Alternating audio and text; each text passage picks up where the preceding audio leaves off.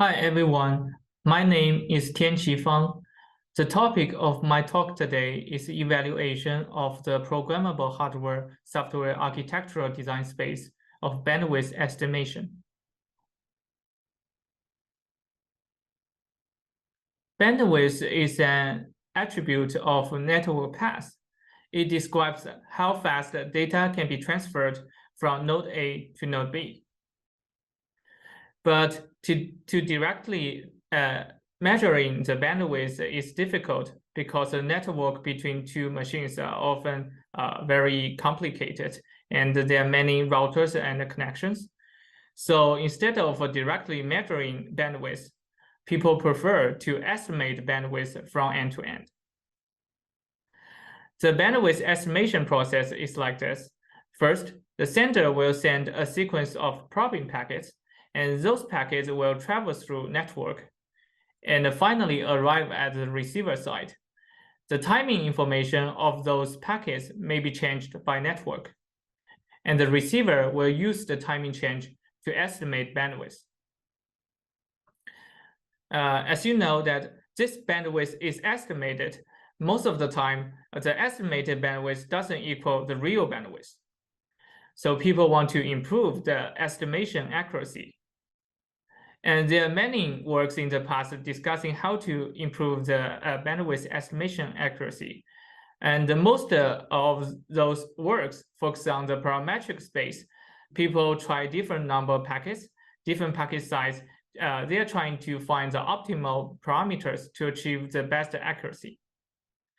In contrast, our evaluation focuses on the programmable hardware-software architecture space. We evaluate the different architectures to see which architecture gives us the best accuracy. The reason we do the architectural evaluation is because many techniques and solutions derived from past evaluations cannot keep bandwidth estimation accurate anymore in today's high-speed networks. In summary, the BWE process can be divided into two steps.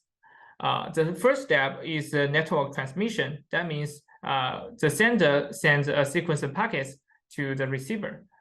And the second step is the processing. That means the receiver will process this sequence of packets.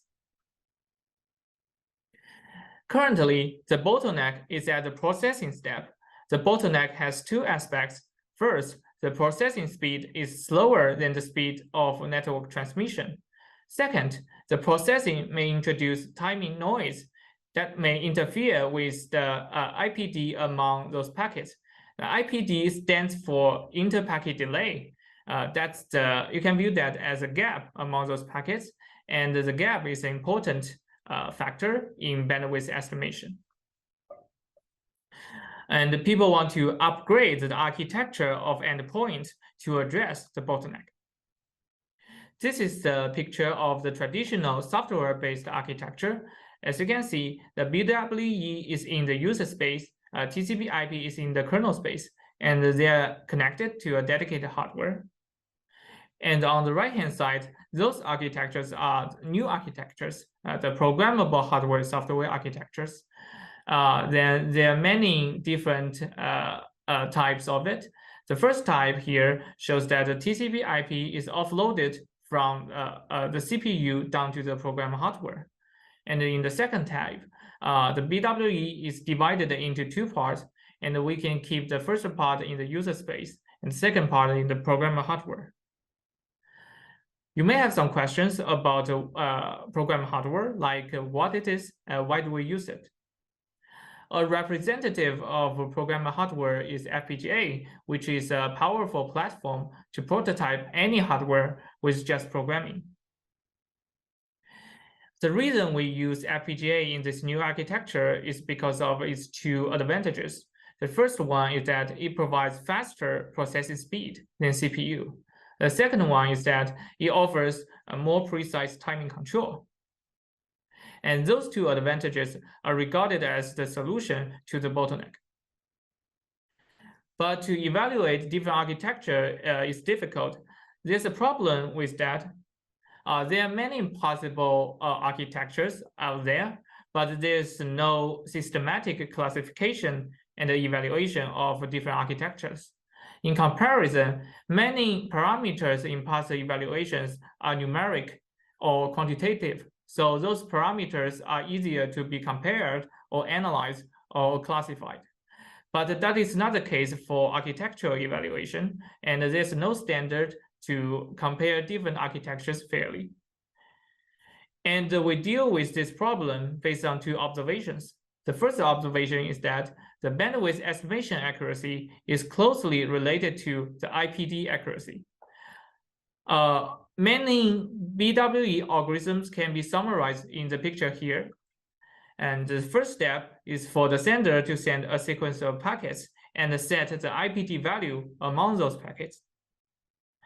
Those packets travel through network and arrive at the receiver side. Similarly, we have a receiving IPD. And the BWE algorithm will compare the receiving IPD with the sending IPD and uses this comparison to estimate bandwidth. As you can see that the bandwidth estimation process relies on those two IPD values. The second observation is that although there are many different BWE algorithms, most of them share common components to process IPD. In our summary, we find that different BWE algorithms can be divided into 4 modules. They are packet generate module, IPD preset module, IPD process module, IPD measure module. Based on those two observations, we provide a solution to deal with this problem. We define programmable hardware-software architecture space based on how different architectures deal with IPD accuracy. And by using this architecture space, we systematically evaluate different architectures. In our research, we classify different architectures into 3 classes. The first class is no IPD optimization, and a representative of this class is a traditional software-based architecture. And it works in this way. First, the packet generator in the user space will generate a sequence of packets, and the IPD preset will set the IPD values of among those packets. And those packets will travel through the architecture and arrive at the network path. In this process, the architecture may generate the timing noise to interfere with the IPD value. That makes the IPD value at the network path different from its original value.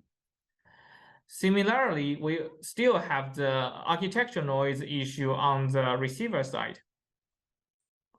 And this noise will make a difference between the IPD value on the network path and the IPD received by the IPD measure. And because of the influence of this noise, the bandwidth estimation is not very accurate, and people want to reduce noise as much as possible. And that is where the second class comes. The main feature of the second class is that the kernel space is bypassed or is removed. In this class, the user space can directly talk to the program hardware. Because one step is removed, the noise is mitigated. And the third class makes a step further. It offloads the IPD preset module and the IPD measure module from user space down to the program hardware.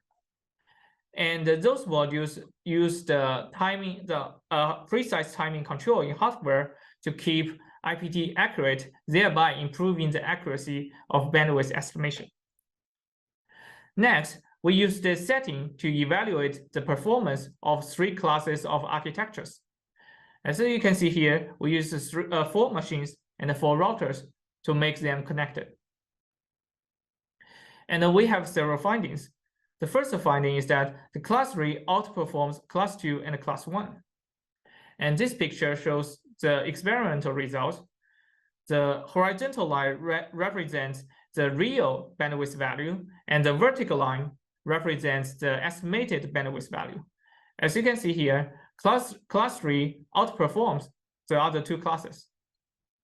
And we also evaluate the performance of different architectures under the influence of concurrent applications and on the cross traffic.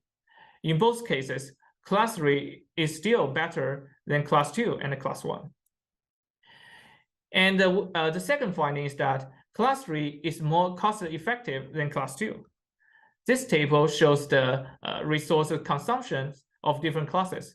And we find that class 3 consumes much less resources than class 2. And our third finding is that the receiver side holds more weight than the sender side. In this experiment, we make a heterogeneous combination, which means that the sender and the receiver have different architectures. And in multiple different combinations, we find that the receiver plays a more important role in terms of keeping bandwidth estimation accurate. That's all. Thank you.